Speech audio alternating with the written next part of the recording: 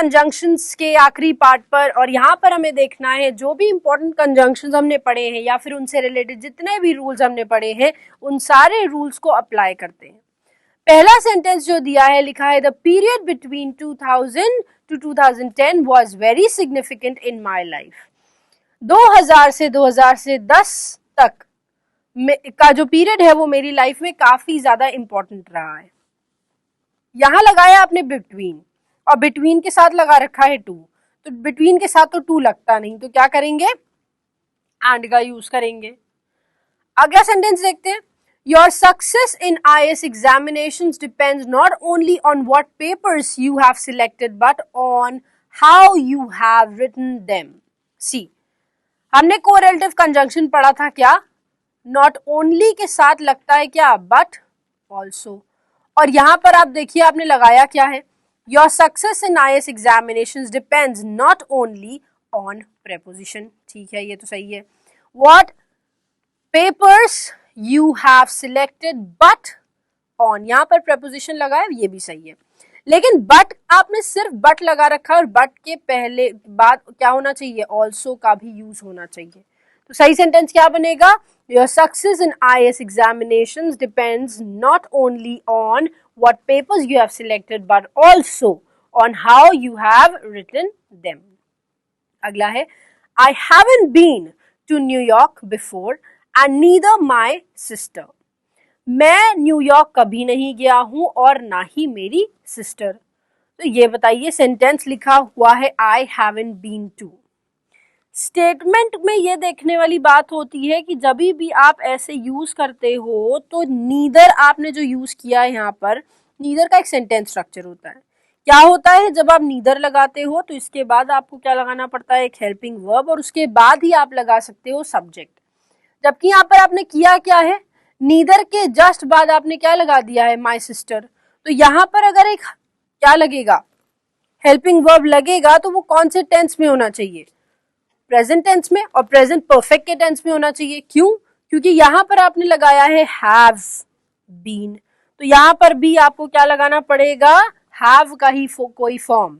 अब यहां पर हैव तो आपने आई के अकॉर्डिंग लगाया था, लेकिन यहां तो माई सिस्टर सिंगुलर है ना, तो क्या लगाओगे, नीदर हैज माई सिस्टर। और सही सेंटेंस क्या बनेगा, I haven't been to New York before and neither has my sister. अगला है, the reason why he was rejected was because he was too young। उसके रिजेक्शन का रीजन क्या बताया गया है, क्योंकि वो रिजेक्ट हुआ था क्योंकि वो बहुत यंग था, जवान था। तो देखो यहाँ पर आपने रीजन लगाया, वाई भी लगा दिया। अब रीजन तो ऑब्वियस सी बात है, आप रीजन ही एक्सप्रेस कर रहे हो ना, वाई को ही तो आंसर कर रहे हो, तो यहाँ पर दो बार एक ही साथ रीजन और वाई दोनों यूज नहीं होंगे, तो हम वाई को हटा देंगे और सेंटेंस क्या बनेगा, the reason he was rejected was because he was too young। अगला सेंटेंस है, none of the diplomats at the conference was able either to comprehend or solve the problem। देखिए हमने क्या लिखा है यहाँ पर, either के साथ हमने यूज किया है इसका और का, और ये होते हैं क्या, कोरिलेटिव कंजंक्शन। और कोरिलेटिव कंजंक्शन के लिए हमने आपको क्या बताया था कि सेम पार्ट ऑफ स्पीच आप दोनों के साथ यूज करोगे, बताया था, राइट।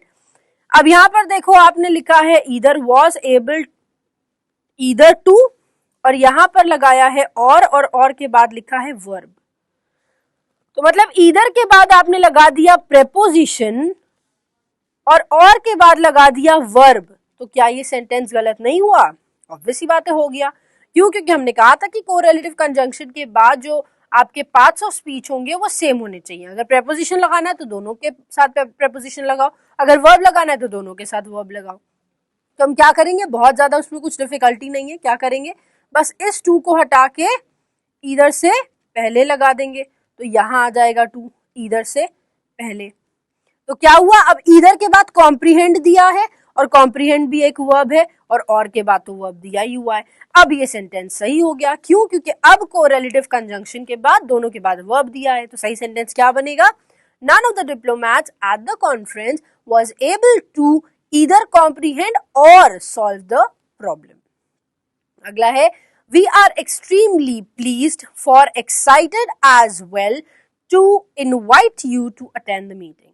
हम extremely pleased हैं और excited हैं या for excited हैं? Excited के लिए pleased हैं? नहीं, हम pleased और excited हैं, तो हम for नहीं लगाएंगे यहाँ पर. क्या सही सेंटेंस होना चाहिए? हम दोनों की बात कर रहे हैं कि हम pleased भी हैं और excited भी हैं, तो उस सेंस में हमारे पास and लगना चाहिए, for नहीं लगना चाहिए. फॉर क्या बताता है? फॉर तो रीजन बताता है ना, तो यहां पर फॉर का कोई रिक्वायरमेंट ही नहीं है. अगला है he worked as faster as he could so that he would not miss the train to work. वो जितनी तेज भाग सकता था उतनी तेज भागा ताकि वो वर्क के लिए, काम के लिए, ऑफिस जाने के लिए अपनी ट्रेन मिस ना कर दे. देखिए आपको एक बात बताते हैं, जहां पर भी as लिखा रहता है और as लिखा रहता है साथ में, तो इसके बीच में जो डिग्री लगनी चाहिए वो लगनी चाहिए पॉजिटिव डिग्री. ठीक है, और आपने लगा क्या रखी है? जल्दी से देख के बताओ. आपने लगा रखी है फास्टर, जो कि होती है कंपैरेटिव डिग्री. तो ये सेंटेंस फास्टर की वजह से गलत हो गया. क्या लगाएंगे? he worked as fast as he could so that he would not miss the train to work.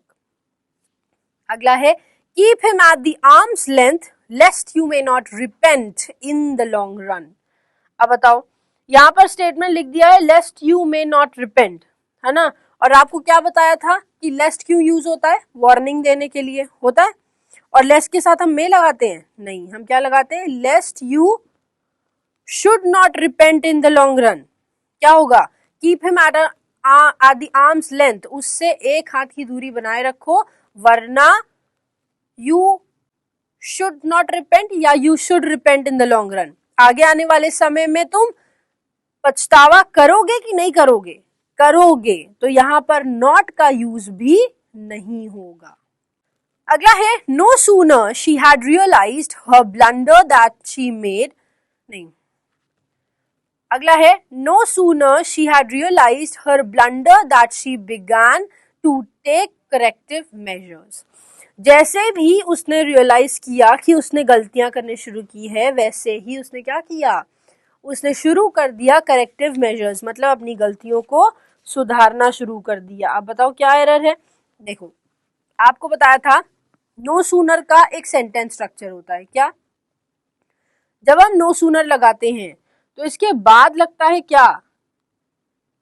Had, और इसके बाद लगाते हैं हम सब्जेक्ट, और उसके बाद लगता है फर्स्ट एक्शन. आपने कर क्या रखा है यहाँ पर? नो सूनर के बाद सब्जेक्ट, फिर वर्ब और फिर उसका फर्स्ट एक्शन. क्या ये सही है? नहीं है. तो क्या करेंगे? हम हैड और शी को क्या कर देंगे? इंटरचेंज. तो क्या हो जाएगा?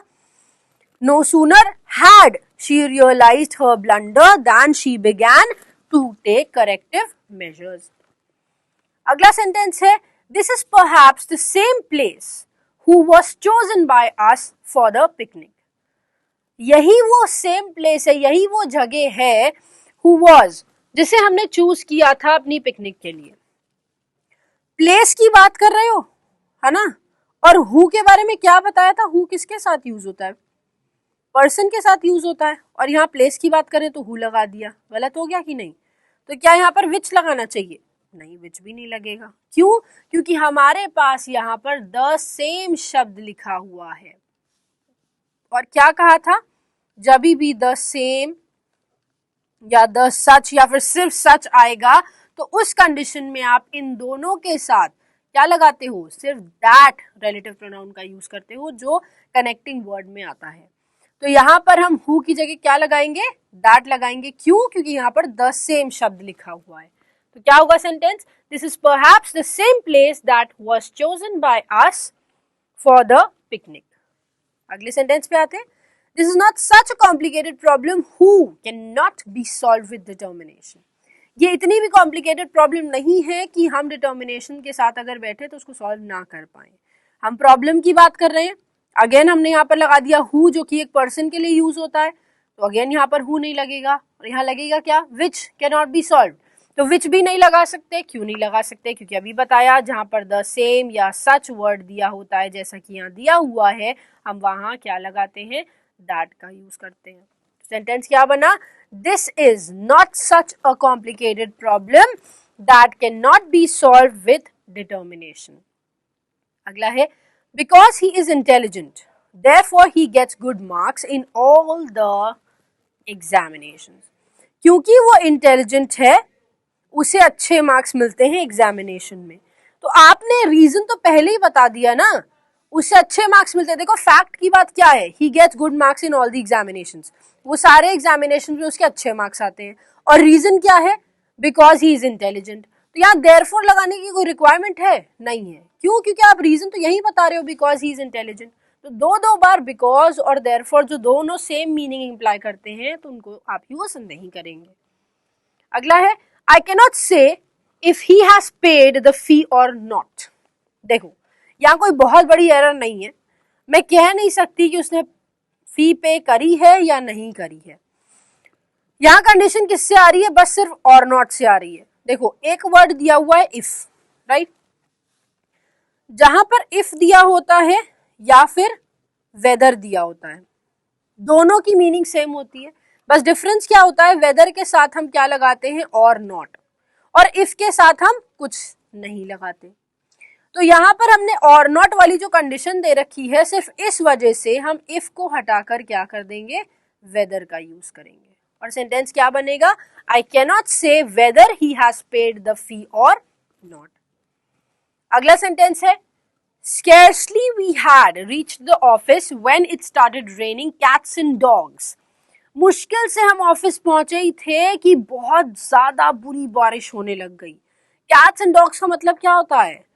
कैट्स एंड डॉग्स का मतलब ये नहीं होता है कि बिल्ली और कुत्ते कूदने लग गए या फिर उनकी बारिश हो रही थी। नहीं, कैट्स एंड डॉग्स का मतलब होता है बहुत बुरी तरह से बारिश हो रही थी। तो यहाँ पर आपने लगा रखा है, अगेन वही कंडीशन आ गई कि अगर हम हार्डली, बेयरली या स्कैर्सली का सेंटेंस में यूज करते हैं तो उसके बाद हम लगाते हैं हेल्पिंग वर्ब और उसके बाद सब्जेक्ट यूज होता है, फिर उसके बाद आप फर्स्ट एक्शन लगाते हो, फिर उसके बाद एक कंजंक्शन लगता है, फिर उसके बाद आप क्या लगाते हैं? सब्जेक्ट टू, फिर उसके बाद सेकेंड एक्शन। और यहाँ आपने कर क्या रखा है? वी हैड, सब्जेक्ट के बाद वर्ब लगा रखा है। तो अगेन इसको हम क्या कर देंगे? इंटरचेंज। और क्या बनेगा? scarcely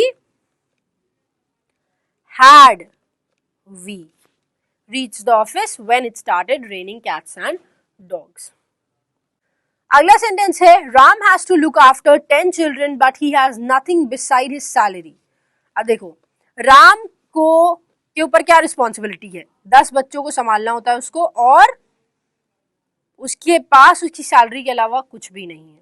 अब एक वर्ड होता है बिसाइड और एक वर्ड होता है बिसाइड्स, राइट?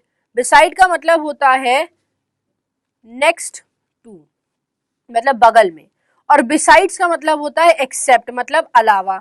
अब हमको यहाँ पर क्या बताना है? हमको ये बताना है कि उसके पास उसकी सैलरी के बगल में है, या फिर ये बताना है कि उसके सैलरी के अलावा कुछ नहीं है। उसके पास उसकी सैलरी के अलावा कुछ नहीं है, यही बोलना है ना। तो यहाँ पर हम बिसाइड नहीं लगा सकते, सिर्फ इसी के वजह से हम क्या लगाएंगे? बिसाइड्स का यूज करेंगे। अगला है he is the fastest runner and he came last. अब देखो यहाँ पर दो कॉन्ट्ररी सेंटेंसेस दिए हुए हैं कि नहीं, दो ऑपोजिट सेंटेंस दिए हुए हैं कि नहीं। पहले बोल रहे हैं he is the fastest runner, वो सबसे तेज दौड़ने वाला रनर है, और दूसरे में आपने बोल दिया ही केम लास्ट, वो सबसे लास्ट आया। तो दो ऑपोजिट बातें हो गई, और जब दो ऑपोजिट बातें होती हैं तो हम एंड से उसको नहीं जोड़ते, हम उसको कब कैसे जोड़ते हैं? बट से। क्या होगा? वो सबसे तेज दौड़ता है लेकिन वो लास्ट आया। अगला सेंटेंस है I was trying to work at that time he was disturbing me. जब मैं पढ़ रही थी, जब मैं पढ़ने की कोशिश कर रही थी तो वो मुझे डिस्टर्ब कर रहे थे, है ना। तो यहाँ पर हमारे पास कंडीशन आई वॉज ट्राइंग की, लेकिन एट दैट टाइम जो फ्रेज आपने यहाँ यूज किया है ये कोई कंडीशन फॉलो नहीं कराता है। जब भी हमें दो ऐसे टेंसेस को जोड़ना है जो दोनों ही आईएनजी फॉर्म में है, तो उस कंडीशन में हम क्या करते हैं? हम वाइल का यूज करते हैं। तो क्या होगा? I was trying to work while he was disturbing me. अगला है I shall take care of you as you are my younger brother. मुझे तुम्हारी ख्याल रखनी चाहिए, क्यों? क्योंकि तुम मेरे छोटे भाई हो। अब मतलब आप यहाँ पर कह रहे हैं I shall take care of you, मुझे तुम्हारा देखभाल करनी चाहिए। क्यों करनी चाहिए? You are my younger brother. अब ये बताओ कि वो यंगर ब्रदर है, तो ये स्ट्रॉन्ग रीजन है कि नहीं है? स्ट्रॉन्ग रीजन है उसको केयर करने का, उसकी टेक केयर करने का, है ना, कि आपको करनी है। तो स्ट्रॉन्ग रीजन के साथ क्या कभी एज लगाते हो? नहीं लगाते। क्या लगाते हो? बिकॉज का यूज करते हैं। तो सेंटेंस सही क्या बनेगा? I shall take care of you because you are my younger brother. अगला है he had hardly seen me so he came to me running. उसने मुश्किल से मुझे देखा तो और वो इसलिए मुझे मेरे पास भागते हुए चला आया। नहीं, जब आप हार्डली लगाते हो सेंटेंस में तो ये फॉलो सो से नहीं होता है। हार्डली के साथ हम क्या लगाते हैं? हार्डली, बेयरली, स्कैर्सली, तीनों के साथ हम इनके साथ यूज करते हैं व्हेन का। तो सो का यूज नहीं करेंगे, व्हेन का यूज करेंगे। सेंटेंस क्या बनेगा? मुश्किल से उसने मुझे देखा था जब वो मेरे पास दौड़ता हुआ आ गया। अगला है the accident took place as the train was crossing the bridge. Accident कब हुआ? जब ट्रेन ब्रिज को क्रॉस कर रही थी। अभी हमने आपको थोड़ी देर पहले बताया कि एज डिफाइन करता है रीजन, और यहां पे हमें बताना है टाइम कि एक्सीडेंट कब हुआ? जब ट्रेन क्रॉस कर रही थी ब्रिज को। तो जब टाइम बताना है तो एज क्यों लगाओगे? क्या लगाओगे? When the train was crossing the bridge. अगला है it is really surprising that he did not behave like he should have behaved. ये बहुत सरप्राइजिंग है कि उसने वैसे बिहेव नहीं किया जैसे कि उसको बिहेव करना चाहिए था।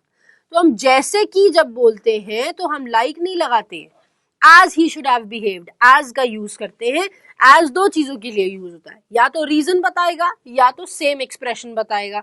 यहाँ पे सेम एक्सप्रेशन बताने वाली क्या बात थी कि जैसे वो बिहेव नेचुरली करता है वैसा उसने बिहेव नहीं किया। अगला he is more intelligent but not so hard working as his elder brother।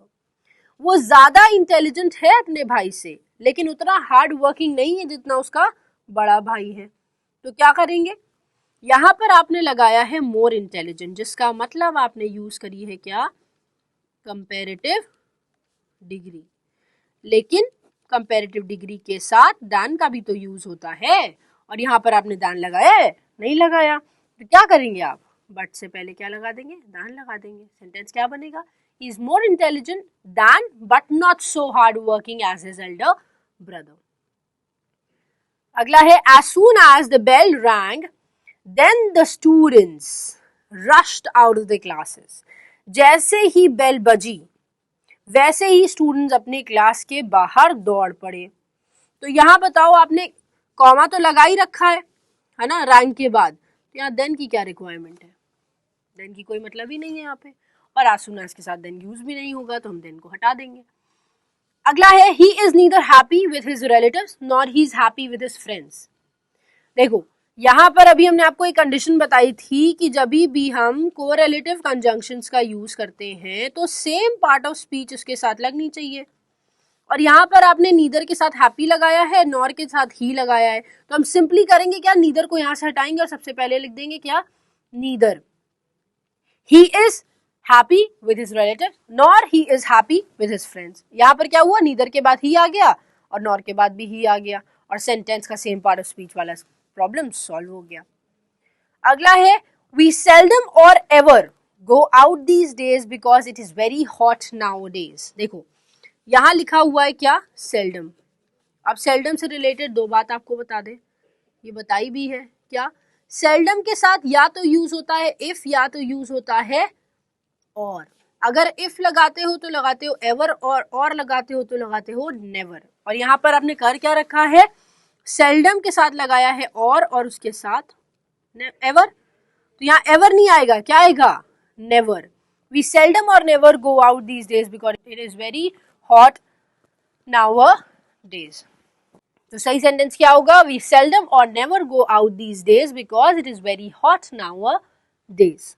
हम बहुत कम या कभी कभार घर से बाहर निकलते हैं, क्यों? क्योंकि इस समय बहुत ज्यादा गर्मी हो रही है।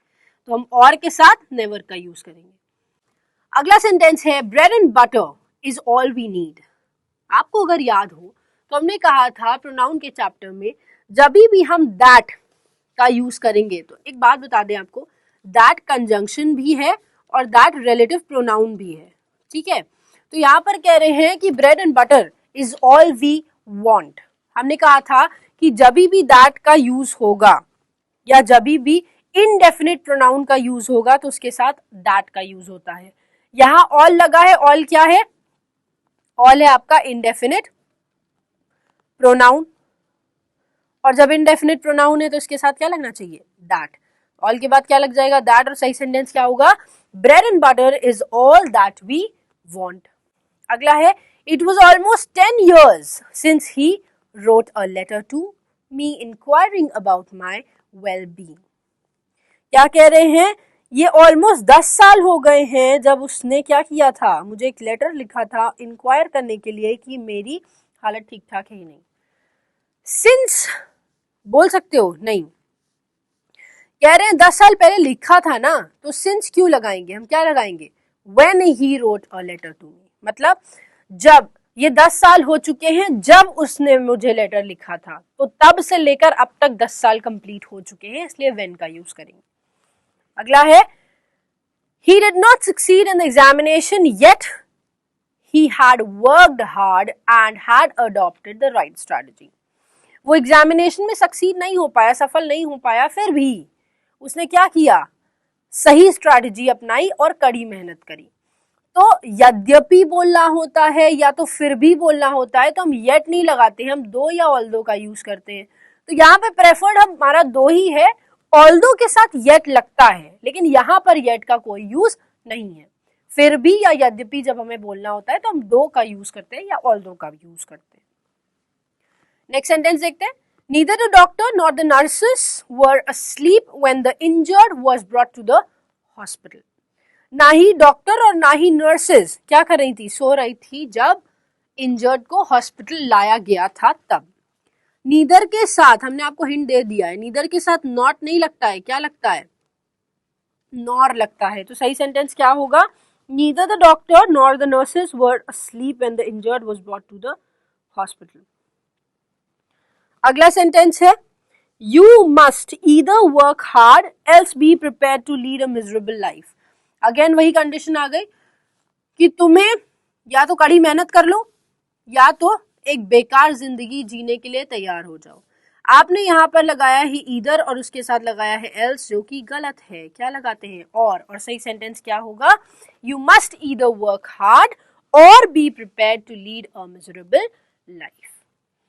तो this was the end of conjunctions. यहाँ हमारा कंजंक्शन एंड होता है उसकी एक्सरसाइजेस के साथ। आई होप आपको समझ में आया कि किस तरह से आपको कंजंक्शंस की एक्सरसाइज को सॉल्व करना है। एक बार रूल को जरूर पढ़े और उसके बाद एक्सरसाइज सॉल्व करने लगे, खुद से सॉल्व करें और उसके बाद ही सोल्यूशन पे जाएंगे। ठीक है, thank you for watching this. The secret of getting ahead is getting started।